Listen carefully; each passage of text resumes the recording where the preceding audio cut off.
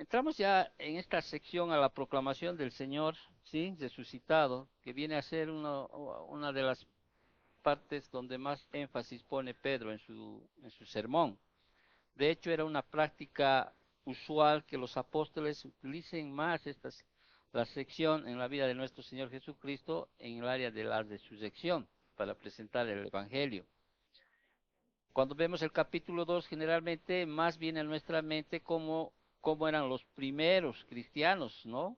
Lo que le llaman la iglesia primitiva, y ahí veíamos realmente cómo el amor de los cristianos en ese tiempo se manifestaba, pero con tanto asombro para nosotros el día de hoy, porque ¿quién de usted podría hoy vender su casa y dar a los apóstoles el dinero de la propiedad, ¿no es cierto? Ellos vendían sus casas, sus terrenos para poner a los pies del apóstol todo lo recaudado y obviamente ellos repartían aquello para las viudas, los huérfanos, a los hermanos en necesidad y todo aquello. Y habíamos dicho, esto no es algo normativo dentro de la iglesia, ¿no? Porque el libro de los Hechos es un relato histórico, ¿no? Descriptivo, no prescriptivo, ¿no? Porque ahí dice que los primeros cristianos daban sus bienes y vendían y para que se partiesen de todo aquello de lo vendido, no podemos hacerlo nosotros en este día, porque no es algo normativo dentro del Nuevo Testamento. Lo fuera si estuviera establecido en las cartas de, en las epístolas. Sin embargo, reitero, ¿no? Sin embargo, hay una aplicación que se debe tomar, porque se toman las aplicaciones a lo largo de toda la Biblia, ¿sí? Que no es normativo, eso fue algún acto voluntario en ese tiempo, para ese tiempo. Entonces, generalmente en el capítulo 2 vemos esta situación y dejamos pasar a veces o nos olvidamos de cómo en este momento, en este tiempo que está sucediendo, ¿sí? Luego de que el Señor asciende, ¿no es cierto? Lo que hemos hablado en el capítulo 1, ahí vemos el gran, podríamos decir, ese fenómeno realmente que causó una explosión así de personas que estaban ahí celebrando la fiesta de Pentecostés, ¿no? Y señalan que todos los que estaban reunidos allí, los 120 que estaban ahí en el aposento, recibieron qué cosa? El bautismo del Espíritu Santo, ¿no es cierto? Pero algunos, ¿qué hicieron? De alguna manera mal burlona o una hipótesis manejaban de que ellos estaban llenos de mosto, o sea, como que estaban ebrios, ¿no? Borrachos, para que nosotros podríamos entender. Pero Pedro, ¿qué hace? Refuta esta situación y le dice, no, no, no, no están borrachos, parafraseando, ¿sí? Además es, la- es muy temprano en el día, recordemos, es la primera hora del día, no pueden estar borrachos aquellos. Refuta y después explica esta gran experiencia que sucedió allá en Pentecostés. Entonces, y sin embargo, ¿qué hace Pedro? Empieza a hablar a los hermanos, cuando dice hermanos aquí son esos hermanos que son racialmente hermanos, ¿no? O sea, eran judíos los que están acá. Y ahí, ¿qué hace Pedro? Alza la voz, dice, ¿no? Y habló diciendo, varones judíos, ¿sí? Ahora, fíjate en ese momento, antes de entrar, yo quiero decirte un poco para que entiendas, porque estos versículos que vamos a estudiar son bien complicados, o sea, especialmente para que usted entienda, que toman ahí dos salmos que a veces hace perder, podríamos decir así, dentro de lo que se está hablando y es muy difícil a veces hacer comprender aquello. Pero fíjate, lo que Pedro dice, lo que Pedro establece y empieza a hablar, ¿sí? Habla no más de 2 meses que ha pasado de la muerte del Señor Jesucristo. Ahora, a Cristo lo crucificaron ¿quiénes? Los judíos, ¿no es cierto? Bueno, parte de los judíos que dieron a los romanos para que ellos puedan crucificarle. O sea, y que Pedro empiece a hablar, ¿sí? Sobre que Jesucristo, o sea, Jesús de Nazaret es el Mesías, o sea, inmediatamente en ese momento corre peligro la vida de Pedro y de los apóstoles, porque a Jesús lo mataron, ¿no es cierto? ¿Por qué? Porque Jesús decía, ¿no? Yo soy quién? Yo soy el buen pastor, por decirte, ¿no es cierto? Y los judíos, ¿qué sabían?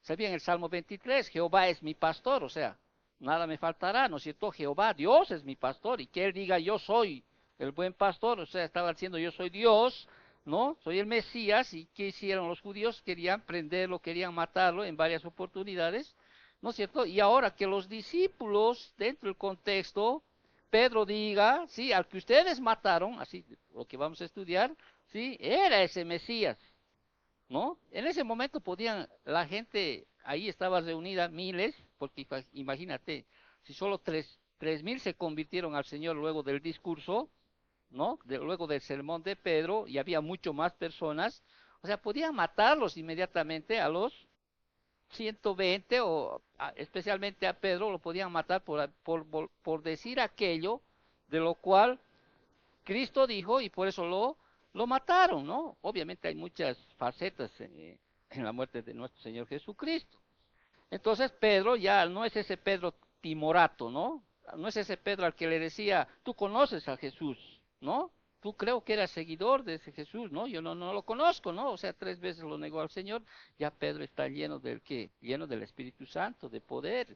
O sea, él ya no hay ese miedo, ¿no? No hay ese miedo. Hoy en día, 2025, si tú vas a Israel o vas ahí a- al mismo lugar donde está Pedro hablando y dices que Jesús es, es o era el Mesías, pueden matar en este momento, hoy te estoy hablando, ¿sí? Hoy te pueden matar. Puedes hacer enfurecer a más de a millones de israelitas al decirle que Jesús es el Mesías, hoy en esta actualidad. De hecho, si tú alguna vez te topas con un judío y en tu conversación le dices Jesús, pero era el Mesías, o sea, vas a tener más problemas que quizá ni te has imaginado en ese sentido, porque ellos todavía, ¿qué hacen? Siguen esperando a ese Mesías, a ese libertador, o sea, siguen esperando esa promesa que Dios le hizo a Abraham. ¿Están entendiendo? ¿No es cierto? Entonces, hay que resaltar en estos pasajes realmente el valor de Pedro, en este caso pues, representando obviamente a los demás apóstoles, cómo es que Pedro va a hablar de la vida, ¿no? De la muerte, de la resurrección y de la exaltación de Cristo. ¿Para qué? Para hacerles entender a estos que están ahí, ¿no? Que al que lo mataron, sí, era el Mesías que había prometido Dios, ¿no? Y que los versículos que están a continuación, los salmos que están puestos ahí, los dos, en realidad no correspondía a la persona de David, que escribió esos salmos que vamos a estudiar, sino que correspondía a quién? A Cristo, el resucitado. Entonces, tenemos que entender esto, que la nación judía creen que cuando venga el Mesías, o sea, creen que cuando venga el Mesías, todo lo malo será enderezado. Ahora, ¿sí? Y que Él los llevará a la victoria sobre sus enemigos y dará paso a las bendiciones de su reino prometido. ¿Te acuerdas que el Señor prometió a Abraham, ¿no? Deja tu familia, deja tu parentela, ¿no? Y te bendeciré y serás bendición para todas las naciones, etcétera, etcétera. Entonces, hasta el día de hoy, los judíos, o sea, el pueblo de Israel, ¿no? Esperan ese Mesías. Entonces, visto desde este contexto, ¿sí? De intensa expectativa judía, el anuncio de Pedro de que los postreros días, ya hemos hablado de aquello, que implica qué cosa, el nombre de para tiempos mesiánicos ya había comenzado. Ahora, para nosotros, o sea, en la actualidad a veces es muy irrelevante, reitero, sí, que puedan hablar de que, eh, o sea, creemos que es irrelevante cuando le dices a un judío que Cristo, o sea, que Jesús de Nazaret era el Mesías, ¿no es cierto? Y reitero, pero para el pueblo judío no lo es. Es algo muy serio del cual tú tienes ¿qué cosa? Darle las convicciones de realmente hacerles entender de que Jesús es el Mesías. Y eso es lo que va a hacer Pedro en estos versículos. Tiene que ser convincente, ¿no? Darles pruebas de que Jesús, aquel que fue crucificado, era ¿quién? Era el Mesías. Entonces, tenemos que entender eso en nuestra mente para captar los versículos que vamos a seguir. Entonces, la presente, o sea, el presente, él presenta, o sea, Pedro, la verdad de que ese Mesías esperado por tanto tiempo ha llegado en la persona de Jesús de quién? De Nazaret. Reitero, el Mesías era el personaje central en el pensamiento judío. En ese tiempo, ¿no? en este tiempo y sigue siendo, ¿sí? El Mesías era el personaje central en el pensamiento judío. Él era el gran descendiente de David, de quien Dios dijo, por ejemplo, en las Escrituras, dice, Él edificará casa a mi nombre, yo afirmaré para siempre el trono de su reino. Segunda de Samuel 7:13. Entonces, en el pensamiento judío, reitero, el Mesías es el personaje central. Y en vista de eso, ¿qué hace Pedro? Pedro proclama, ¿sí?, valientemente a Jesús de Nazaret como el Mesías, ¿sí? Y eso debió ser, ¿qué cosa? Sorpresivo, hasta indignante para algunos oyentes. Entonces, pero después de todo, Pedro tenía que proclamar esa verdad, ¿sí? Pese, vuelvo a reiterar, no habían pasado más de 2 meses de la muerte de Cristo. Y yo te aseguro que muchos de los que decían, crucifícalo, crucifícalo, crucifícalo, estaban en esa fiesta. Imagínate tú la bondad de Dios. Imagínate tú presentar el mensaje de salvación, porque después de presentar las evidencias de que Jesús de Nazaret era el Mesías, y al final, ¿no es cierto?, los judíos dicen, ¿qué haremos? Dicen, ¿no es cierto? ¿Qué hacemos? Que es la expresión más deseada de todo pastor, ¿sí?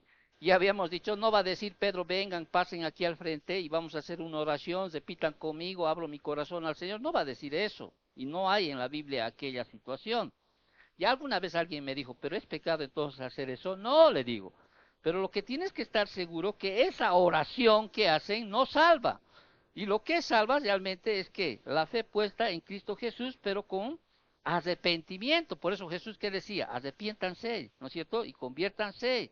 No es la oración que haces la que te salva, sino es ese cambio de mentalidad, ¿no?, genuino de reconocer que eres un pecador y que alguien murió por esos pecados que cometiste, pagó el precio, por eso habla de la redención, como hemos cantado en la alabanza, ¿no es cierto? Y tú pusiste esa tu confianza, tu fe en aquel que pagó por ti, tu culpa. O sea, Él pagó por nuestros pecados, por mis pecados, y eso es lo que la salvación implica. No es lo que haya pasado al frente 3.000 personas y hayan repetido una oración del pecador, ¿no? Y habíamos dicho la anterior semana, si eso fuera así, vaya, en un estadio de 30.000, seguramente al siguiente domingo los 30.000 se bautizaran. Y obviamente el bautizo tampoco implica salvación, sino obediencia a un mandato que Dios da, ¿sí? El bautismo no salva. Amén. Entonces tenemos que entender que en vista de todo lo expuesto, Pedro proclama valientemente a Jesús de Nazaret como el Mesías, y esto, reitero, debió ser, ¿qué cosa? Sorpresivo, indignante para algunos oyentes, si no es para todos. Entonces, para la mentalidad del judío, no podía haber una expresión mayor de blasfemia, decir que Jesús de Nazaret es el Mesías. Y esa misma antipatía hacia Jesucristo persiste hasta nuestra época, reitero, persiste hasta nuestra época. Entonces, ¿qué hace? ¿Qué hace aquí Pedro? Entonces, Pedro anunciará a Jesús como el Mesías de Israel, ¿no? Y significaba plantear el asunto más dinámico, poderoso y contundente que era posible. Y al hacerlo mostró qué cosa, Pedro. Valentía, reitero, valentía. Y una vez más, esa es evidencia del transformador poder de Pentecostés en la vida del apóstol. O sea, prácticamente en ese suceso que pasó, ¿no? En el bautismo del Espíritu Santo, que les dio poder, o sea, realmente una muestra en el cambio de conducta de Pedro, o sea, ¿no? De ese timorato, de ese que había negado al Señor, o sea, muestra realmente que el poder de Dios estaba en él. Y ahí no había ya importancia de que si lo iban a matar o no, él podía morir prácticamente al decir ese discurso. Yo incluso yo pretendo que ni siquiera lo hubieran terminado de dar de su sermón a Pedro. ¿Me entienden? ¿No es cierto? Es algo que tenemos que a veces considerar, especialmente en los versículos que vamos a estudiar.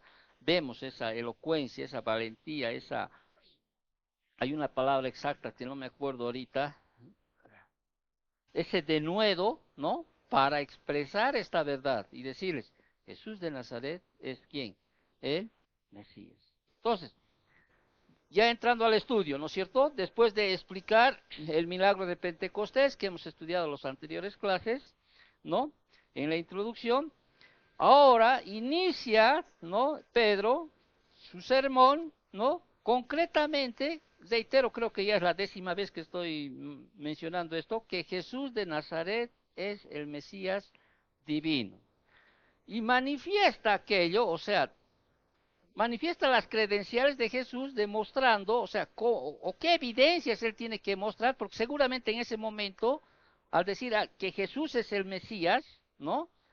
Ya había en su mente de los judíos ahí decirle a Pedro, bueno, estoy simplemente sacando para que tú entiendas, decirle a ver, muéstrame evidencias de que realmente Jesús es el Mesías. Y Pedro les va a mostrar 4, podríamos decir así, ¿no? Y les va a hablar de su vida, de su muerte, su resurrección y su exaltación de Cristo, ¿no? Muestra que Él es el Mesías. La vida, ¿no? Que Cristo llevó aquí en la tierra, que están registrados en los evangelios, muestra que él era el Mesías, su muerte, su resurrección y su exaltación.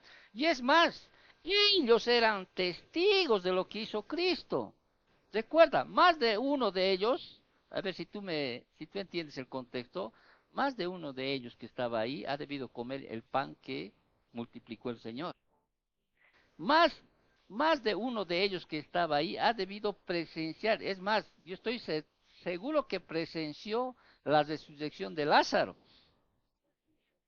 ¿Te acuerdas de Nicodemo? Que decían, sabemos que eres un enviado de Dios, que Dios está contigo como maestro, porque haces estas cosas, estas señales, estos prodigios.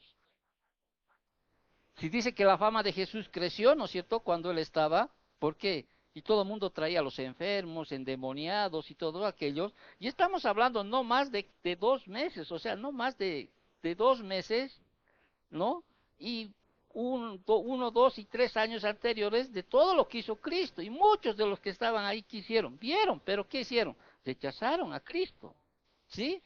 Y ahora Pedro está presentando y está diciendo, yo les voy a hablar de, parafraseando para que entiendan, les voy a dar 4 evidencias de que Jesús de Nazaret es el Mesías. Y les voy a hablar de su vida, ¿sí? De su muerte, un versículo para su vida, un versículo para su muerte, 9 versículos les voy a dar de su resurrección, ¿sí? Y ahí voy a terminar con la exaltación de Jesucristo. ¿Están captando la idea, no es cierto? Entonces, a medida que su sermón se desarrolla, Pedro entonces fluye a través de estos 4 elementos en orden cronológico. Sin embargo, de acuerdo con la costumbre apostólica, se enfoca principalmente, reitero, en la resurrección de Cristo. ¿Sí? Y lo vamos a ver esto cuando estudiemos Hechos capítulo 3, versículo 15, el capítulo 5, versículo 30, el capítulo 10, versículo 40, el 13, versículo 30 y 33 y 34 y 37, eso lo vamos a ver cómo es que los apóstoles, o sea, la, la costumbre apostólica era hacer más énfasis en qué, en la resurrección de Cristo. Obviamente, ¿por qué? Porque Él es el único que ha resucitado, ¿sí? Y nos garantiza a nosotros que también resucitaremos con Él. Esa es la promesa más grande, ¿no es cierto? ¿Sí? Él es el primogénito de entre los muertos. O sea, las primicias vendrán después, obviamente todo en su orden. Entonces, Pedro, ¿qué hace? Les da evidencias de que Jesús de Nazaret es el Mesías y empieza a hablarles primero en el versículo 22 de la vida de Cristo. Vámonos ahora a Hechos capítulo 2, versículo 22. Varones israelitas, dice, ¿sí? Oíd estas palabras, Jesús Nazareno, varón aprobado por Dios entre vosotros, con las maravillas, prodigios y señales que Dios hizo entre vosotros, por medio de él, como vosotros mismos sabéis, dice, ¿sí? O sea, igual que hizo al inicio de su sermón, aquí Pedro, en en Hechos 2:14, Pedro reta valientemente a quienes, a los varones israelitas, ¿no? Presentes que están ahí en la fiesta de Pentecostés, obviamente, ¿no? Después de ese suceso que hemos estudiado en las anteriores clases, y les dice, oíd estas palabras, ¿sí? Su audacia declara aquí dos verdades innegables. ¿Cuáles son esas dos verdades innegables que Pedro señala a los varones judíos que están ahí, a los israelitas? Primero, que Dios había obrado milagros por medio de Jesús. Y lo segundo es que ellos habían visto, ¿sí? Imagínate, y vuelvo, hago una pausa aquí. Realmente, ofrecerles la salvación a aquellos que gritaron, crucifícalo, crucifícalo, o aquellos que le persiguieron durante su vida terrenal de Cristo, aquellos que realmente se mofaban de Cristo, hasta demonio tienes, le dijeron, ¿te acuerdas? Ofrecerles la salvación realmente nos muestra la generosidad de gracia que tiene Dios, ¿o no? Y eso nos debe llevar a nosotros, así en aplicación, podríamos decirlo así, que no debemos perder la esperanza de aquellos parientes nuestros, amigos, que blasfeman contra Dios o se enojan contra Dios, ¿no es cierto? O culpan a Dios de todas las cosas que les pasa, ¿no? Dios es tan misericordioso. Mira, a estas personas que quizás dijeron crucifica, ¿no? Hasta le escupieron quizás en un momento de esos cuando estaba, o le met a alguien que quizás la corona de espinas que estaba le empujó, quizás se mofó, ¿no es cierto? Claro, porque mira, en el pensamiento judío también tienes que entender esto. Ahorita el pensamiento judío está, pero si este es el Mesías, ¿por qué no se libró de tan horrenda muerte, no? Por eso es que Pedro va a explicarles aquí, ¿sí? Con detalle va a explicarles, ¿sí? Y les va a hacer entender y les está dando evidencias de que realmente Jesucristo, aquí lo que le llama en el versículo 22, Jesús Nazareno, es el Mesías. Ahora, Jesús Nazareno fue un nombre por el que se conoció comúnmente al Señor durante su ministerio terrenal. Eso vemos en los evangelios de Juan, Mateo, Marcos, ¿no? Y la frase en realidad se traduce Jesús de Nazaret. ¿Por qué Jesús de Nazaret? Porque se identifica con su pueblo natal de Nazaret. O sea, entonces Jesús de Nazaret, ese es un nombre, ¿sí? Incluso que estuvo en la inscripción de ahí sobre la cruz, ¿no? Todo el mundo alguna vez ha visto un crucifijo, ¿no es cierto? Ya arribita hay lo que escribió, ¿no? Lo que mandó a escribir Pilatos. ¿Qué mandó a escribir Pilatos? Para que tú vayas y alguna vez dice, por ejemplo, en el Evangelio de San Juan, capítulo 19, versículo 19, dice, escribió también Pilato un título que puso sobre la cruz, el cual decía, ¿qué cosa? Jesús Nazareno, rey de los judíos. Eso es lo que dice, ¿no? Nosotros leemos ahí Inzi, ¿no? Creo que era en latín, ¿no? ¿No? Pero lo que se escribió fue en esa, lo que está encima de la, ¿no? ¿Sí? ¿Quién mandó a escribir eso? Pilatos dice, ¿no? ¿Quién mandó a escribir? Jesús Nazareno, rey de qué? De los judíos. Ahora, Pablo utiliza también esta frase, Jesús de Nazaret, Jesús de Nazaret, por ejemplo, en Pedro utiliza esto en Hechos 3:6, en el 4:10 y en el 10:38. Pablo también usa en Hechos 26:9. Obviamente muchos usan también este nombre de Jesús de Nazaret como algo despectivo también. ¿Te acuerdas cuando Felipe fue y se encontró con Natanael? ¿Sí? Y todavía Natanael dice, y le habla, ¿no es cierto?, de Jesús, y Natanael le dice, puede salir algo bueno de Nazaret, ¿no? O sea, como decir, o sea, no hay nada bueno en esa región, ¿no? Entonces, este nombre para nuestro Señor refleja su maravillosa condescendencia en dejar la gloria del cielo para vivir en una humilde aldea Galilea. Imagínate, Dios, ¿sí? Dios, ¿no? Se hizo qué cosa. Hombre, dejó pues las glorias del cielo para venir aquí a la tierra. Filipenses capítulo 2, versículo 5 adelante, ¿te acuerdas? ¿No es cierto? Haya pues en vosotros este sentir que hubo en Cristo Jesús, el cual dejando de ser, ¿no? Dios, no, perdón, no quiero decir mal algún versículo, así que me voy a ir a Filipenses a modo de que podamos tener exactamente, que a veces también la memoria, a veces pues, haya pues en vosotros este mismo sentir que hubo en Cristo Jesús, ¿no? El cual siendo en forma de Dios, dice, no estimó el ser igual a Dios como cosa que aferrarse, sino que se despojó a sí mismo, tomando forma de siervo, hecho semejante a los hombres, y estando en la condición de hombre, se humilló a sí mismo, haciéndose obediente hasta la muerte y muerte de cruz, por lo cual Dios también lo exaltó hasta lo sumo y le dio un nombre que es sobre todo nombre, para que en el nombre de Jesús se doble toda rodilla de los que están en los cielos y en la tierra y debajo de la tierra, y toda lengua confiese que Jesucristo es el Señor, para gloria de Dios Padre. ¿Amén? Hay muchos que no quieren doblar las rodillas ante Cristo, ¿no es cierto? Un día lo van a hacer, ¿sí? Un día lo van a hacer. Entonces Pedro describe además que Jesús, ¿como qué? Como varón, dice, aprobado por Dios. Fíjate el versículo 22 que estamos estudiando. Varones israelitas, oíd estas palabras: Jesús Nazareno, varón aprobado por Dios entre vosotros, dice, o sea, ahora, este varón aprobado por Dios, esta palabra aprobado, apodeikunumi, o sea, tiene varios matices. Alguna vez si tú quieres, hija o hijo, que alguna vez tú quieres ver cómo se escribe esta palabra griega, ¿sí? Trata de ir a un diccionario, ¿no? Vine, por ejemplo, ahí te va a mostrar las palabras griegas que están. A veces yo lo menciono porque para que usted tenga certeza de lo que estoy hablando, ¿sí? Esta palabra aprobado, ¿sí? Ahora, dentro del griego también es muy rico, pues el griego es como, por ejemplo, la palabra amor, ¿sí? Son varias palabras, ¿no?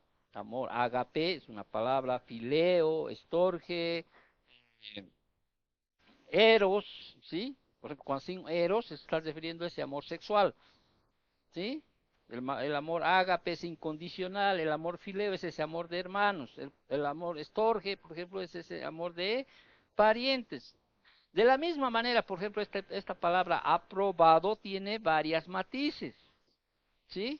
Y se usa, por ejemplo, en Primera de Corintios 4:9 para hablar de qué, de exhibir algo, ¿ya? En Hechos 25:7 transmite la idea de prueba. En segunda de Tesalonicenses 2:4 se utiliza en el sentido de proclamación de un alto cargo. Ahora, ¿por qué dices todo esto, pastor? Porque todos estos matices de esta palabra aprobado son aplicados a Jesús.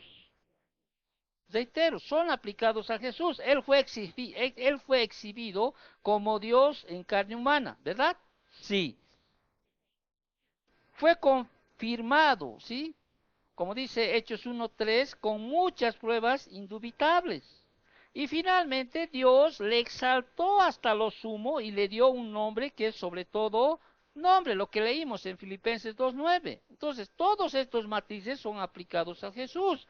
No existe cargo superior al de Mesías, el rey ungido de Dios. No existe. Ahora, Pedro describe aquí en el versículo 22 el medio por el cual Dios aprobó a Jesús. ¿Con qué? O sea, Pedro describe el medio por el cual Dios aprobó a Jesús con maravillas, prodigios y señales. ¿Sí? O sea, los muchos milagros realizados por nuestro Señor Jesucristo proveen qué cosa? Una abrumadora evidencia de que Él es quien afirmó ser. Desde su milagroso nacimiento hasta su milagrosa resurrección, o sea, hasta todos los milagros que ejecutó durante su ministerio terrenal, el elemento milagroso fue central en la vida de nuestro Señor Jesucristo. Eso, por ejemplo, lo dijo quién, Nicodemo, cuando dije hace rato.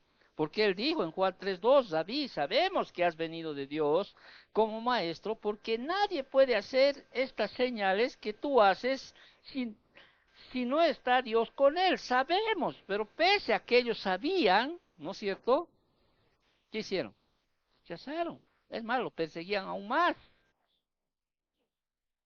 Pese a que ellos siempre se estaban vanagloriando de que hacían las cosas, ¿no? De Dios. Entonces, no puedes retirar los milagros de la vida del Señor. No pueden retirar, no podemos retirar. Algunos hasta ahora no creen en los milagros que el Señor hizo. Déjame decirte. Y una pausa para que aprendas, porque eso se trata de que tú aprendas. Lamentablemente hay muchos cristianos, digo, y esto nos pasó esta semana porque fuimos a visitar a una pareja de pastores con mi esposa. Claro, no lo estoy diciendo a la mala, ¿no? Porque a veces no, no diferencian, o quizás no se les ha indicado, no diferencian en lo que es un milagro y lo que es la providencia de Dios. Generalmente uno dice, ay, esta casa, ¿cómo lo has hecho? Dice, no, ha sido un milagro de Dios, ¿no? O esto que es, no, es el nacimiento de tu hijo. Se ha tenido situaciones difíciles, es un milagro de Dios, ¿no? O aquello es un milagro, no. Tenemos que entender que un milagro, o sea, es una violación a las leyes que rigen en la naturaleza. Sería un milagro que esto lo deje ahí y se pare, ¿no? Porque aquí hay la gravedad, ¿no? Que son leyes naturales que están, ¿no? ¿Sí? Pero que rompa esas leyes naturales, ¿no? Y ver que de 5 panes y 2 peces, o no, se empiecen a multiplicar, están violando pues las leyes naturales, ¿no es cierto? Lo que se tiene que decir es, esta casa la tengo por providencia de Dios. Dios ha tenido que hacer tantas situaciones, o sea, ha tenido que permitir situaciones, circunstancias, y hasta a veces bien duras, para que yo pueda gozar de este lugar. Es un ejemplo. El trabajo que tú tienes, sí, es un milagro de Dios. Aquí me han escogido. De 100 que hemos estado en la compulsa, me escogieron a mí. Un milagro, realmente es un milagro de Dios. No, es, ¿qué cosa? Providencia. Dios ha marcado, ha hecho, ha tenido que actuar, ha permitido cosas, circunstancias para que tú estés en aquello. Ahora, tanto las maravillas como los prodigios y las señales describen, ¿qué cosa? Obras milagrosas de Dios. Cuando se habla de maravillas, viene de dunamis, un término que describe el carácter poderoso y sobrenatural de las obras. Cuando se habla de prodigios, ¿sí? Es la forma plural de teras en griego y describe el asombro que experimenta la mente de quien presencia un milagro. Y señales se deriva de semillón y da la idea de obras milagrosas de Dios para señalar una verdad espiritual. Ay, pastor, no te entendí nada, la verdad. ¿Sí? Bueno, lo que quiero decirte es que había un propósito, ¿sí? Para hacer las maravillas, los prodigios y las señales. ¿Cuál era el propósito? ¿Sí? Captar la atención, ¿no es cierto? Y a través de las señales mostrar qué cosa, una verdad espiritual. O sea, Jesús no hacía milagros solamente para satisfacer a las personas en su necesidad, por su bondad, sino que él quería mostrar una verdad espiritual. Cuando el Señor resucitó a Lázaro, ¿sí? ¿Cuál era la verdad que quería mostrar? Que Él era qué cosa? La resurrección y la vida, ¿no es cierto? Cuando el Señor multiplicó los panes y los peces, ¿sí? Luego utilizó esa señal, porque las maravillas y las señales siempre van juntas, o sea, no pueden ir separadas. Él quería mostrar que era el qué cosa? El pan de vida, ¿sí? Yo soy el pan de vida, ¿te acuerdas o no? Entonces, ese siempre era la intención de hacer de los milagros, captar la atención, ¿sí? ¿No es cierto? Para mostrar qué cosa, una verdad espiritual. Ahora, no me quiero pasar por alto, quizá está en tu pregunta y para los que oyen esta enseñanza, ¿no? Entonces, si hay un apóstol, yo les llamo herejes, ¿no? De los que se dicen llamar apóstoles hoy en día, ¿no? Y de alguna manera tú dices, pero ha hecho un milagro en la iglesia. Le he visto crecer su mano, le he visto hacer aquello, le he visto hacer caer oro de ahí, ¿no? Porque hay esas cosas, aunque tú no creas, ¿no? Tapa las dentaduras, ay, mira, tapado con amalgama, bien, ¿no? O sea, cosas así que se escuchan. Entonces son aprobados por Dios, porque no, ellos dicen hacer milagros, pero Señor, Señor, en tu nombre hemos hecho milagros, ¿no? Hemos echado fuera demonios. Ellos dicen haber hecho aquello.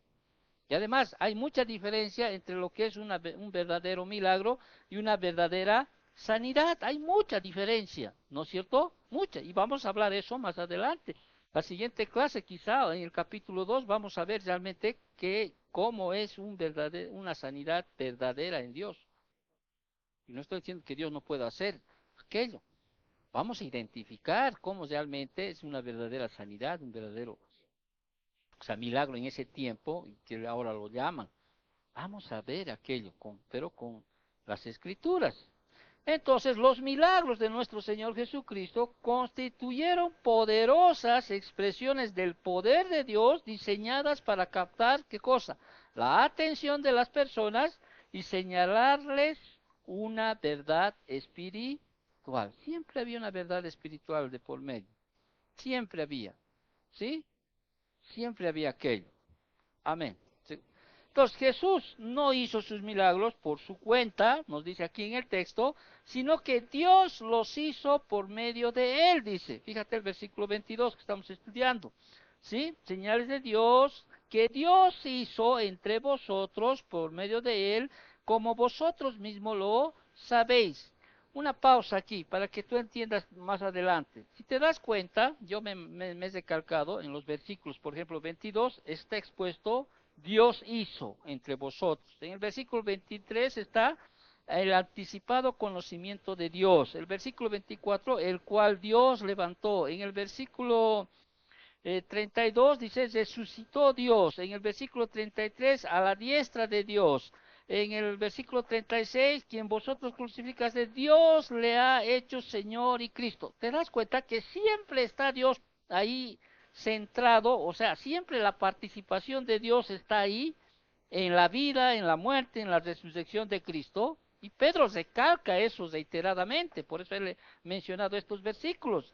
Pedro recalca reiteradamente la participación de Dios en la vida, muerte y resurrección de Cristo. Ahí está Hechos 2:23, Hechos 2:24, versículo 32, versículo 33 y versículo 36.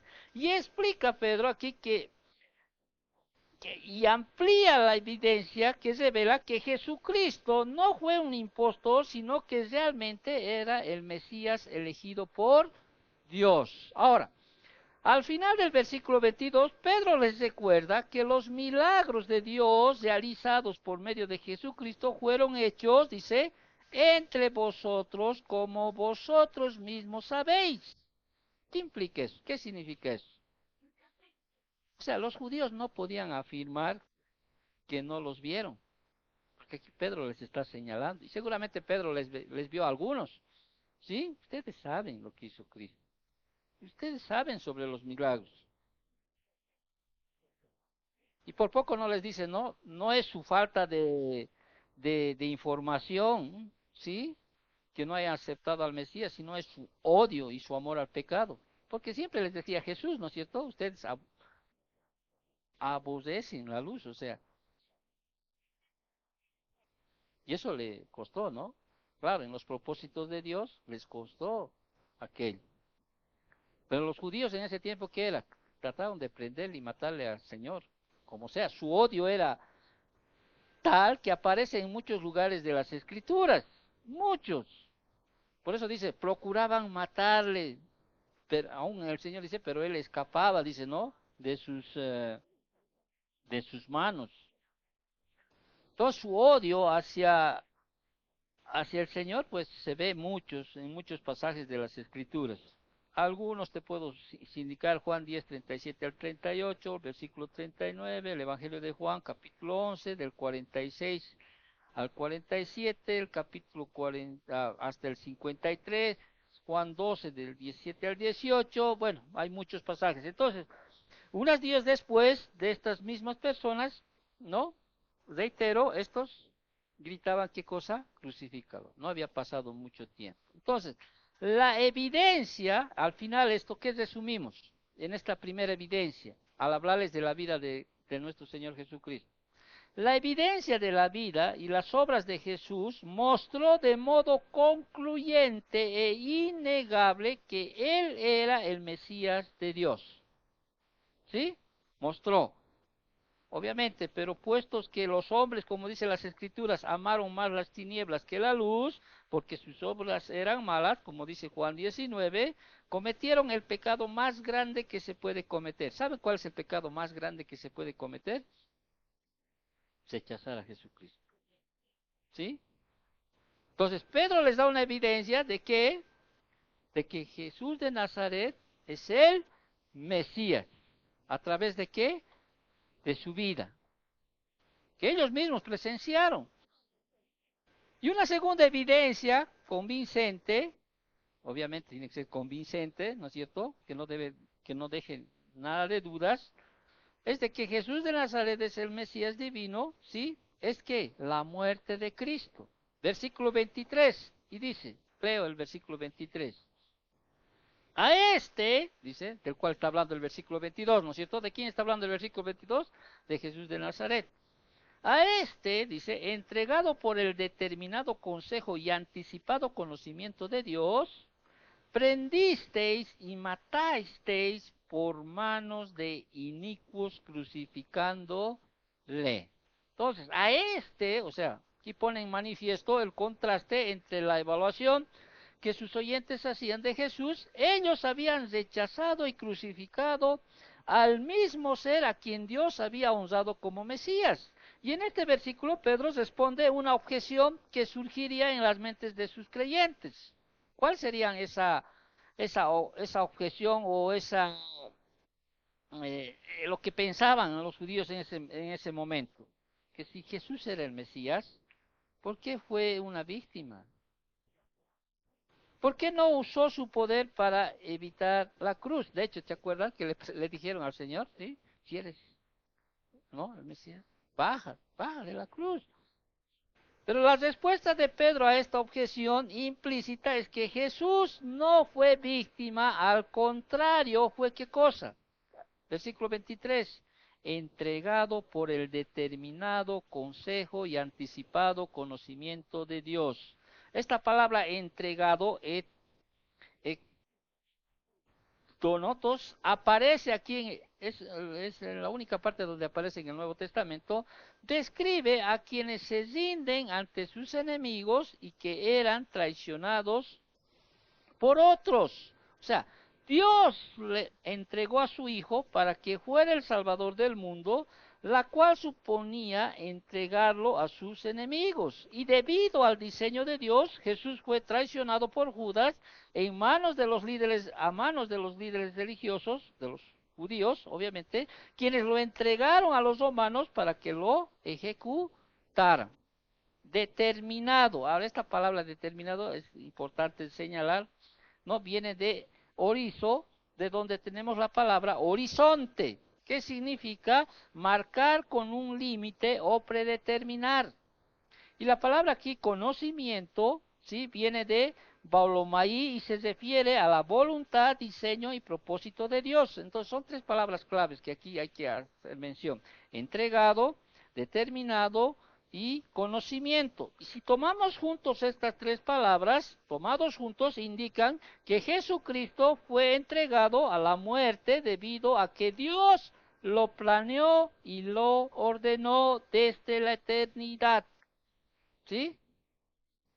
Desde la eternidad. O sea, era el plan A de Dios. No hay un plan B. ¿Sí? Dios ya estableció la muerte de su Hijo. ¿Cuándo? Antes de los tiempos, antes de la fundación del mundo. Es lo mismo para nosotros, ¿no? Que Dios te escogió, dice, ¿cuándo? Cuando fuiste a la iglesia, no. Dios te escogió, dice, antes de la fundación del mundo. ¿Sí? Su anticipado, o sea, el versículo 23, anticipado conocimiento, dice, de Dios, y esta palabra es prognosis, Es una palabra importante y a menudo, lamentablemente, es mal entendida del Nuevo Testamento. Significa mucho más que saber de antemano lo que ha de suceder. ¿Sí? Recuerda, no simplemente, el simple conocimiento no puede realizar tal acción. No obstante, la predestinación puede servir, y ese es el significado en el Nuevo Testamento de prognosis, ¿no? Significa mucho más que saber de antemano lo que ha de suceder. Una cosa, pues, sí, ¿no? Tienes que, el Señor es Dios, ¿sí? Y ahí muestra su omnisciencia y su poder para hacer las cosas que Él ha establecido. O sea, nada puede cambiar los planes de Dios o los propósitos de Dios. Si Dios así lo ha establecido en su palabra, se va a dar. Por eso hemos estudiado el libro de Apocalipsis, ¿no? Y todo, hemos visto todos los sucesos que van a acontecer en el futuro. ¿Quién va a poder detener esos sucesos? Nadie, absolutamente nadie. Entonces se va a establecer, o sea, todo lo que el Señor ha dicho en su palabra. Ahora, la idea que Dios vio por anticipado que Israel rechazaría y crucificaría a Cristo y que hizo que esto obrara para su plan eterno, es una negación implícita tanto de su soberanía como de su omnisciencia. Y Pedro aquí resalta firmemente el punto de que Jesús fue entregado a la muerte por medio del plan eterno de Dios. ¿Has captado eso? Ahora, eso no implica, ¿sí?, que el hombre, o sea, los que crucificaron al Señor, ¿no? El que le traicionó, no implica que no tenga responsabilidades. Es más, en la palabra no hay aquello, ¿sí? Siempre, perdón, en la palabra muestra siempre que el hombre tiene siempre responsabilidad propia. ¿Sí o no? Dios te dice, aquí yo te pongo el bien y el mal, la bendición y la maldición. Elige la bendición, te dice, ¿no es cierto o no? Y la responsabilidad del hombre a veces en su elección no es la que el Señor le dice. O sea, que Jesús fuera entregado, reitero esto, que Jesús fuera entregado a la muerte por el plan determinado de Dios, no absuelve su culpa, no les absuelve su culpa a quienes le dieron muerte, ¿sí? No absuelve de culpa. Ay, pero Dios no absuelve de culpa. Y Pedro continúa enjuiciándolos porque mataron a Jesús crucificándole, dice, a la última parte del versículo 23. Entonces ellos fueron los instigadores de la ejecución de Jesús, la cual fue realizada por manos inicuas. Inicuas implica sin ley, o sea, eso en la traducción. ¿Quiénes, cuáles fueron esas manos inicuas? Pues en este caso el Imperio Romano, ¿no? Ellos fueron los que lo crucificaron. Y Dios usó a hombres malvados para lograr qué cosa, su propósito. Pero no les violó la voluntad ni les quitó la culpa por hacerlo eso. Una aplicación de aquí. Hermano, a veces el que te hace la vida imposible, ¿me está escuchando? Se están durmiendo. A veces el hombre que te hace la vida imposible, ¿no? El jefe o tu esposo. A veces hay personas que te hacen miserable la vida, como decimos así para que entiendas, ¿sí? Son instrumentos de Dios. Ah, entonces no tienen culpa, tienen culpa, ¿sí? Y a veces Dios, a veces busca un factor legal para que después venga realmente la vara de Dios sobre ellos. Una y otra vez a veces les muestra misericordia, ¿sí? Por eso dice, ¿no? Pablo, Pablo, ¿por qué me persigues? ¿Por qué me persigues? Pero Saulo, Saulo, perdón, ¿no? ¿Por qué me persigues? Bueno, ¿qué es Pablo, no? ¿Por qué me persigues? Quien persigue a un hijo de Dios está persiguiendo a quién? A Cristo. Y tarde o temprano, sí, el Señor va a demandar justicia. Mía es la venganza, dice el Señor, dice, ¿no? Yo pagaré, dice. Ahora, si tú quieres tomar venganza, no lo hagas. Porque ¿qué dicen las Escrituras? La justicia de Dios La justicia del hombre no obra la justicia de Dios, está en Santiago. ¿Sí? No os venguéis vosotros, mis hijos. Yo pagaré, mía es la venganza. Todos aquellos que han hecho daños, claro, lo hicieron. Dios permitió aquello. ¿Sí? En los propósitos de Dios permitió todo lo que hemos pasado. ¿Se dan cuenta? Todo, absolutamente todo, porque no hay nada que se haga sin la voluntad, ni el conocimiento, ni el consentimiento de Dios. No hay nada. Pero eso no les exime de qué? De culpa. ¿Sí? Ahora, Dios es un Dios de infinitamente de amor. Mira, si aquí en este texto que estamos estudiando, ¿no? Muchos de ellos gritaron, crucifícalo, crucifícalo, quizá muchos incluso le jalaron la barba, ¿no? O sea, ¿no? El Señor tan misericordioso es que después, a través del instrumento que es Pedro aquí, a través de su sermón, al final, ¿no? Va a hacer, ¿qué cosa? Va a llamarles a qué? Al arrepentimiento. ¿Cuántos de los 3000 que se arrepintieron ahí, quizá fueron aquellos que gritaron, crucifícalo, crucifícalo? ¿No? Sería Sería bien, ¿no? Viajar al pasado y realmente ver a los 3000. Seguramente habría habido un conteo ahí, no sé, para determinar exactamente, ¿no? Y realmente verlos después a los 3000, ¿no? Cómo realmente ellos empezaron a vivir una nueva vida en Cristo Jesús. Entonces, seguimos.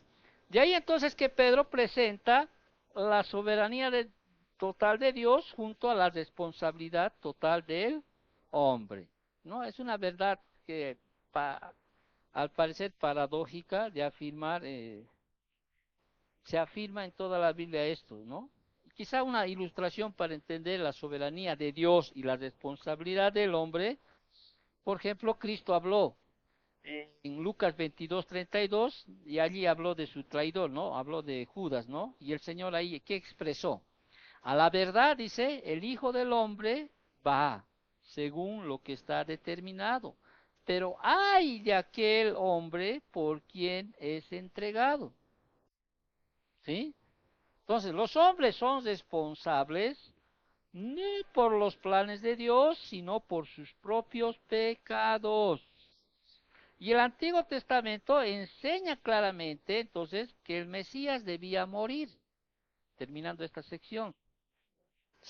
Todo el Salmo 22, Isaías 53, sí, ahí enseña, por ejemplo, claramente que el Mesías debía morir. Y la muerte de Jesucristo, no menos que su vida, confirmó que él era el Mesías.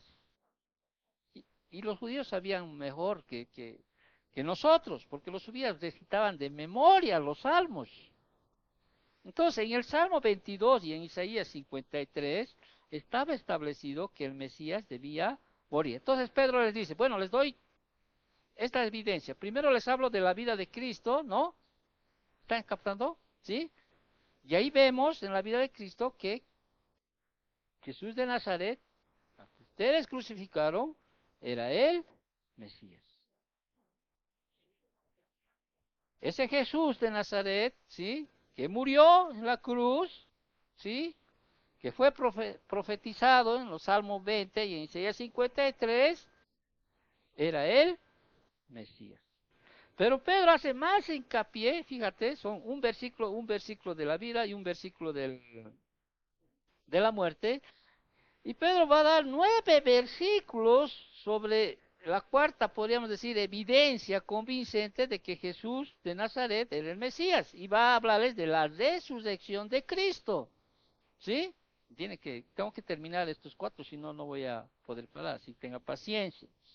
Entonces, como se ha señalado entonces, la resurrección de Jesucristo no solo fue el tema central de la predicación apostólica, sino que también es sin duda el punto culminante de la historia redentora. Ahora, demuestra más allá de toda duda la divinidad de Jesucristo y establece sus credenciales mesiánicas. Y también es la garantía de nuestra propia resurrección. Era como Pablo decía, ¿no? Si Cristo nos resucitó, vana es nuestra fe. Si Cristo no hubiera resucitado, o sea, hubiera sido uno más, quizás de los que los llaman profetas. ¿Cuál es la diferencia entre Cristo, Mahoma, no sé, Confucius y no sé quiénes más? ¿Sí? Que el único que venció la muerte fue ¿quién? Cristo, Él resucitó. Y que Cristo haya resucitado para nosotros es garantía también de que resucitaremos con Él. Si sufrimos con Él, reinaremos con Él, ¿no? Primera de Corintios 6:14, ¿qué dice? Y Dios que levantó al Señor, también a nosotros nos levantará con su poder. Obviamente hay un orden en el cual se habla de la resurrección, ¿sí? Pero bienaventurado es aquel que tiene parte en la primera resurrección, no en la segunda, ¿sí? No en la segunda. Entonces, la resurrección es la prueba suprema de que Dios aceptó el sacrificio de Jesucristo. Por eso dice Romanos 4:25, y leo el texto, el cual fue entregado por nuestras transgresiones y resucitado para nuestra justificación. Entonces, sin esta, o sea, sin la resurrección, su muerte se convierte en el acto heroico de un noble mártir, la muerte patética de un hombre o la ejecución de un fraude. Pero nosotros sabemos y entendemos y creemos que realmente Cristo resucitó. Y ahora, el Señor fue crucificado, ¿no? Murió, ¿sí? Resucitó.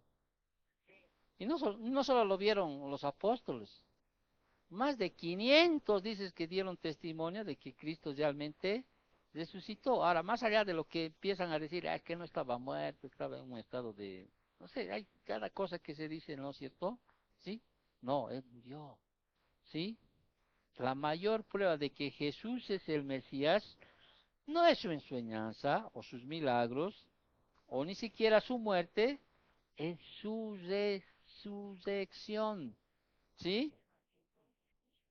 Y esto se convierte en el tema principal en los versículos que siguen del sermón de Pedro. Entonces, después de dedicar un versículo en la vida de Cristo, otro versículo en la muerte de Cristo, el apóstol dedica los 9 versículos siguientes que van a hablar de la resurrección del Señor. Y leemos desde el versículo 24, ¿no es cierto? A este que fue entregado, voy a leer el 23 para conexar, por el determinado consejo y anticipado conocimiento de Dios, prendisteis y matasteis por manos de inicuos crucificándole, al cual Dios, y ahí vemos, levantó, dice, suelto los dolores de la muerte, por cuanto era imposible que fueses detenido por ella. Y ahí empieza el versículo 25 adelante, empieza a citar un salmo, ¿sí? Empieza a citar el Salmo 16, versículos del 8 al 11. Pero vámonos por partes, ¿sí? Entonces, el versículo 23 y 24 forman un pensamiento relacionado que Israel rechazó y crucificó a su Mesías, al cual Dios levantó, dice, ¿no? Y Pedro explica de manera clara y enérgica el punto de que ellos eran culpables por oponerse a Dios a pesar de sus alardes de lo contrario. O sea, ellos siempre se las daban de que amaban a Dios, hacían las cosas de Dios, ¿no es cierto? Que conocían a Dios, etcétera. Entonces, Pedro, o sea, explica de manera más clara y enérgica, ¿sí? El punto de que ellos eran culpables por no oponerse a Dios. Y al resucitar a Jesús, Dios, dice, le soltó de los dolores de la muerte. Ahora, dolores, esta palabra dolores, ¿sí? Odinas, que literalmente significa dolores de parto, ¿sí? Bueno, usted ya sabe, tiene una idea de lo que implica, ¿sí? El dolor de la muerte para Jesús fue temporal y resultó en algo glorioso. ¿Cuál era esa? La resurrección. Entonces, Dios liberó a Jesús de la muerte por cuanto dice, era imposible que fuese detenido por ella. Pregunta, o mejor te lo explicaré, ¿no? La muerte era impotente para detenerlo por varias razones. ¿Por qué la muerte no les detenió a Jesús cuando murió? Y voy a explicarte tres, ¿sí? No podías detenerlo debido al poder divino. O sea, Jesús era qué cosa? La resurrección y la vida, ¿no? Juan 11:25. Quien destruyó por medio de la muerte aquel que tenía el imperio de la muerte, esto es al diablo, dice Hebreos 2:14. Entonces no podías detenerlo, o sea, la muerte debido al poder divino. ¿Por qué? Porque él era la resurrección y la vida. La muerte no podía detenerlo debido, segundo, a la promesa divina. En Juan capítulo 2, versículos 18, vámonos a Juan porque es necesario que lea esto. En Juan capítulo 2, versículos, el Evangelio de Juan capítulo 2, versículos del 18 al 22, se registra aquí el siguiente diálogo. Fíjate, versículo 18. Y los judíos respondieron y le dijeron, ¿qué señal nos muestras ya que haces esto? Respondió Jesús y les dijo, destruid este templo y en 3 días lo levantaré. Dijeron luego los judíos, en 46 años fue edificado este templo y tú en 3 días lo levantarás.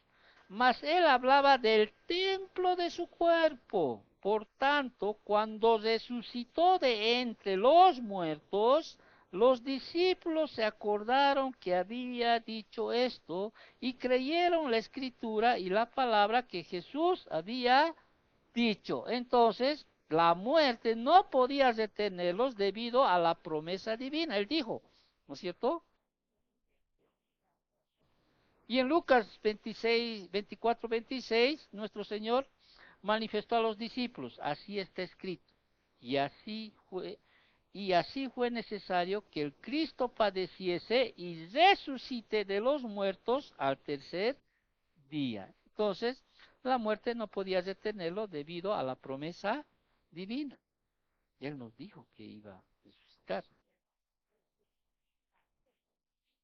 Y tercero, o sea, la muerte era impotente para detenerlo, ¿sí? O sea, la muerte no podía detener a Jesús debido al propósito divino. O sea, Dios ha diseñado que su pueblo esté con Él por toda la eternidad. A fin de hacer esto, ellos deben pasar por la muerte y salir al otro lado. O sea, Jesús debió ir primero para hacer el camino, como dice 1 Corintios 15, 16 al 26. Entonces, ya que Él vive, su pueblo vivirá por siempre. Esa es una promesa en Juan 14, 19. Entonces, Dios abrió el camino. Amén. Entonces Pedro, o sea, al fin de confirmar que aún más que la resurrección era el plan de Dios para el Mesías, Pedro cita un pasaje profético del Salmo 16, versículos del 8 al 11. Ahora, antes de entrar en este salmo que cita Pedro, ¿sí? Al judío había que hacerle entender que este salmo que fue escrito por David, ¿sí? Los dos salmos que vamos a estudiar, tenía que hacerles entender que David no estaba hablando de él, sino que David estaba como profetizando, ¿sí? Del Mesías. Eso hay que entender antes de entrar a estudiar aquello. ¿Han entendido esto? Sí, o sea, el Salmo 16 que vamos a estudiar, ¿no? Habla de una resurrección. Sin embargo, ya que David no resucitó, no pudo haber hablado del mismo. Por tanto, en el Salmo, David habla de quién? Del Mesías. En consecuencia, el Mesías resucitará de los muertos. ¿Estás captando? Entonces, Pedro va a citar este Salmo, ¿no? Este Salmo, este pasaje profético que viene del Salmo 16. Reitero, aunque escrito por David, el pasaje habla proféticamente para el Mesías en primera persona, así como lo hace en el Salmo 22. Describe la confianza plena en Dios mientras miraba la cruz. Aquí Cristo está, o sea, ese es un salmo, sí, profético. ¿De quién? Del Mesías. Veía al Señor, dice ahí en la declaración, veía al Señor siempre delante de mí. Vuelvo a Hechos, sigo en Juan. Vuelvo a Hechos. Veía al Señor siempre, versículo 25, porque David dice de él, dice. ¿De quién? De él. Veía al Señor siempre delante de mí, dice, porque está a mi diestra, no seré conmovido. Veía al Señor siempre delante de mí. Es la clave para esa confianza. Jesús mantuvo su enfoque en Dios sin importar qué sufrimientos le llegarían o le llegaran, ¿no? Él sabía que debido a que Dios estaba a su diestra, no sería qué cosa, conmovido. Cuando uno se casa, ¿dónde debe ir el esposo? ¿A la izquierda o a la derecha? ¿Alguna vez has visto un matrimonio, no veo, no? ¿Y qué? Bueno, un pastor no te va a decir, a ver, pónganse los dos, ven, a cualquiera, a ver, no. El marido siempre tiene que ir a la derecha, porque la diestra, ¿sí? Simboliza, ¿qué cosa? Protección.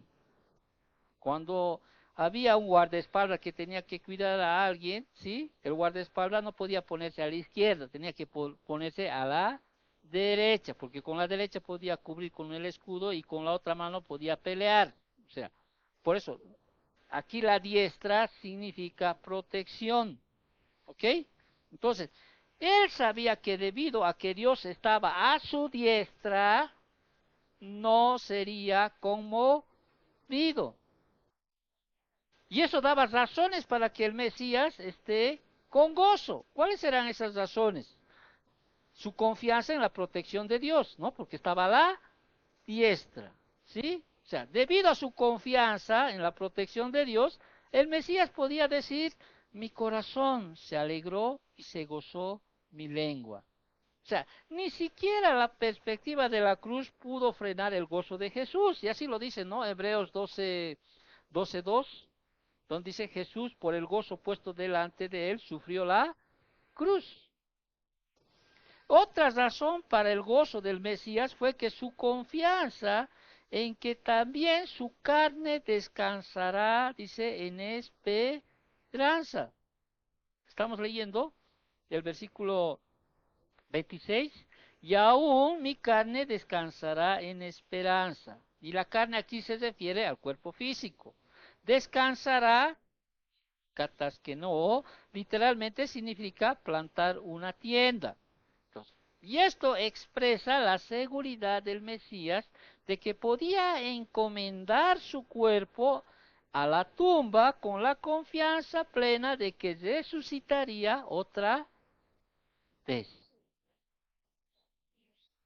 Versículo 27. Sigue citando el texto, o diré el Salmo, ¿no es cierto? Y dice, porque no dejarás mi alma en el Hades, ni permitirás que tu santo vea corrupción. Entonces, aquí la declaración del Salmo 16, que viene a continuación, da la razón para la confianza del Mesías. ¿Cuál era la razón para la confianza del Mesías? Porque no dejarás mi alma en el Hades, dice. Y el Hades, en el Nuevo Testamento, equivale al término del Antiguo Testamento, Seol, ¿no? Hades, en el Nuevo Testamento, Seol en el Antiguo Testamento, ¿no? Y aunque se puede referir específicamente al infierno, Mateo 11:23, Pedro aquí lo usa, o sea, Pedro lo usa aquí en un sentido más general. ¿De qué? De la morada de los muertos. ¿Ya? Y la frase expresa la confianza de Cristo de que no quedaría cautivo en el reino de los muertos. Ese era gozo, o sea, era un motivo de gozo para Cristo, ¿sí? La protección que él tenía del Padre, o sea, de Dios, ¿no es cierto?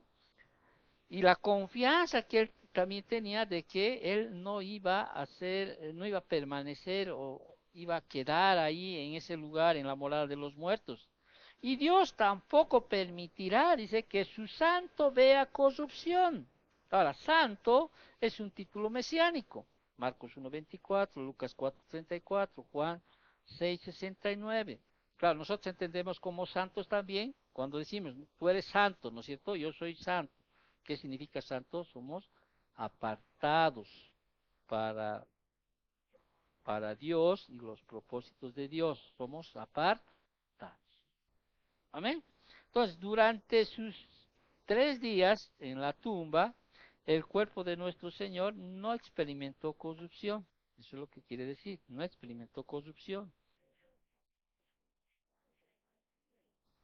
Versículo 28, ya estamos acabando.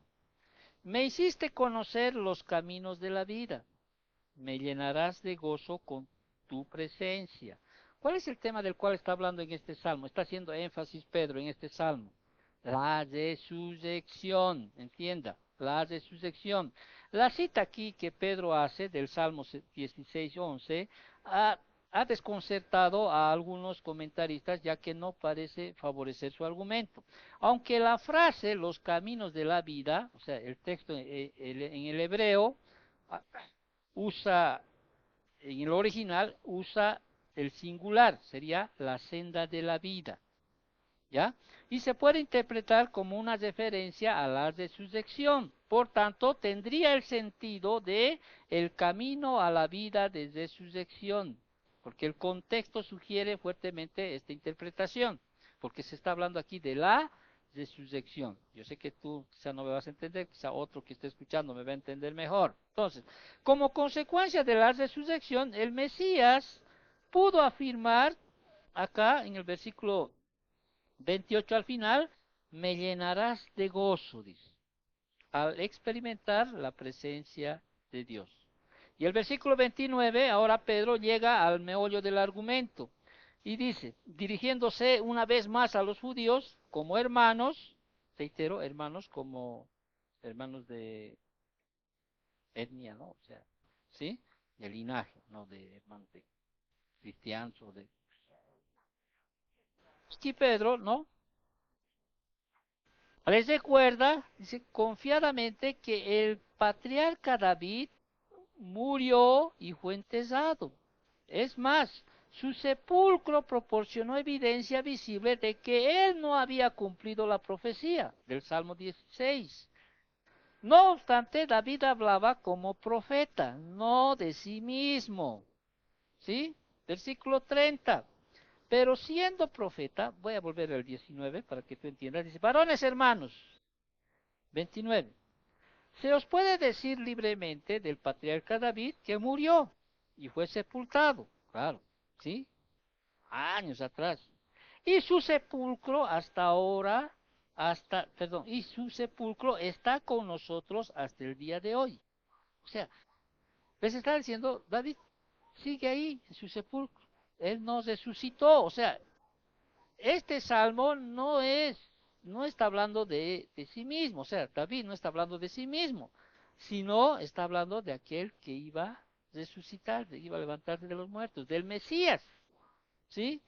Pero siendo profeta, le está dando a entender, ¿no?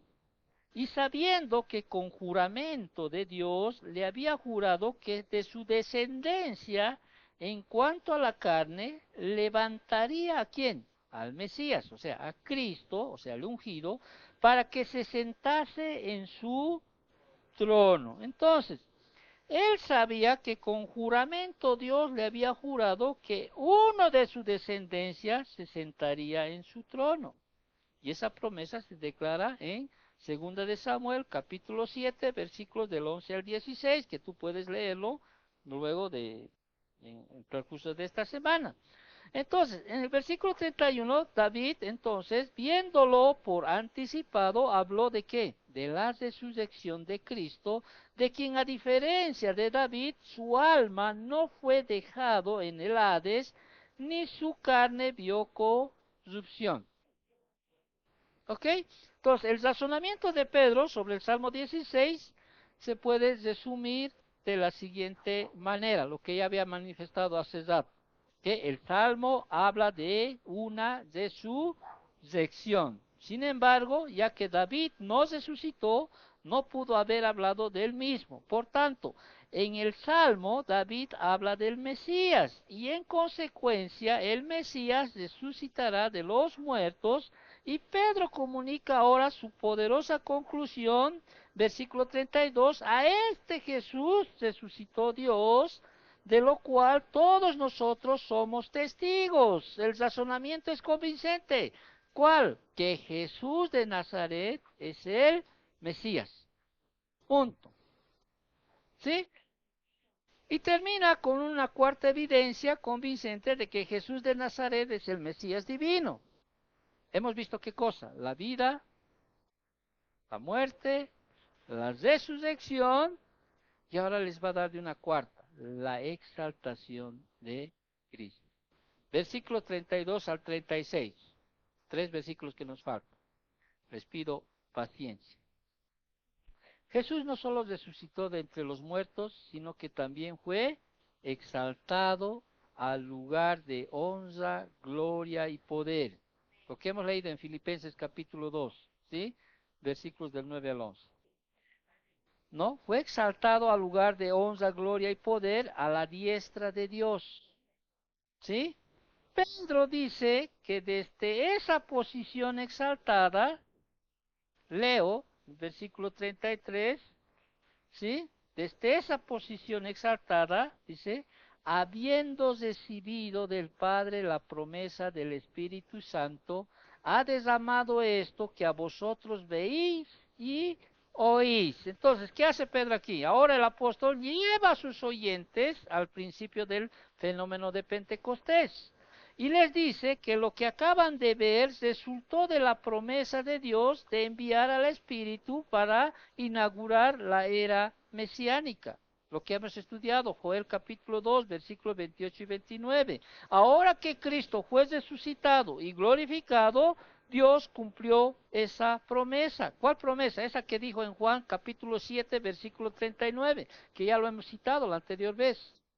Porque era necesario que Él ascendiera, ¿no es cierto? Para que viniera la promesa de quién, del Padre. Entonces, Pedro cita entonces aquí otro salmo davídico. Cuando digo otro salmo davídico es porque ese salmo fue escrito ¿por quién? Por David, el Salmo 110, para probar por medio de la ascensión y exaltación que Jesucristo es el Mesías. Versículo 34 vamos a entrar, ¿no es cierto? Entonces, una vez más, el Salmo no podía estar refiriéndose a David. ¿Estamos bien? ¿Sí? Se estaba refiriendo siempre a quién? Al Mesías. Versículo 34 dice, porque David no subió a los cielos, pero él mismo dice, ¿sí? ¿Qué dice? Dijo el Señor a mí, Señor. Vaya, qué palabra más, ¿no? Dijo. O sea, ¿aquí alguien puede decir que Cristo no es Dios? No, dijo el Señor. ¿Te acuerdas de Tomás? Señor mío, Dios mío. ¿Sí? Dijo el Señor a mi Señor, siéntate a mi diestra, ¿sí? Versículo 35, hasta que ponga a tus enemigos por estrado de tus pies. Esta es una figura retórica que denota sumisión. Josué 10, 24, 25. David no fue exaltado a la diestra de Dios, sino ¿quién? Jesús. Hechos capítulo 1, versículo 9, 11, que ya hemos estudiado. Entonces, la prueba de ello fue que el derramamiento del Espíritu que la multitud acababa de presenciar. ¿Sí? Entonces, Pedro ha proporcionado una abrumadora evidencia de que de la vida, la muerte, la resurrección y la exaltación de Jesús, de que Él en realidad, sí, es el Mesías, largamente esperado. El versículo 36, ya cesando, ahora lleva su sermón, a una poderosa conclusión con estas elocuentes palabras. ¿Cuáles? Sepa pues, dice. Fíjate el versículo 36. Cesamos con esto. Sepa pues, ciertísimamente toda la casa de Israel, que a este Jesús, a quien vosotros crucificasteis, Dios le ha hecho Señor y Cristo. Y esta palabra ciertísimamente, o cierta vez, habla de lo que se sabe más allá de toda duda, en el griego. ¿Sí? Exacto. El mismo Jesús aquí, a quien Dios confirmará como Mesías por medio de su vida, su muerte, resurrección y exaltación, era el mismo Jesús, a quien ellos habían, ¿qué cosa? Crucificado. Y el veredicto se había dado a ellos, ¿sí? Y ellos estaban en el lado equivocado, culpables de oponerse a Dios y rechazar a su Mesías. Y como Pedro lo manifestara más tarde en Hechos capítulo 4, 11, y esto es bueno leerlo y termino con este versículo esta mañana, dice, a este Jesús es la piedra reprobada por vosotros, los edificadores, la cual ha venido a ser cabeza del ángulo, ¿sí? Y en ningún otro hay salvación, porque no hay otro nombre bajo el cielo dado a los hombres en que podamos ser salvos. Ahora, Pedro, ¿qué hace? Presenta estas evidencias a los que están ahí, a los varones judíos, y ¿qué hacen el pueblo judío? O sea, ¿qué hacen ahí los judíos?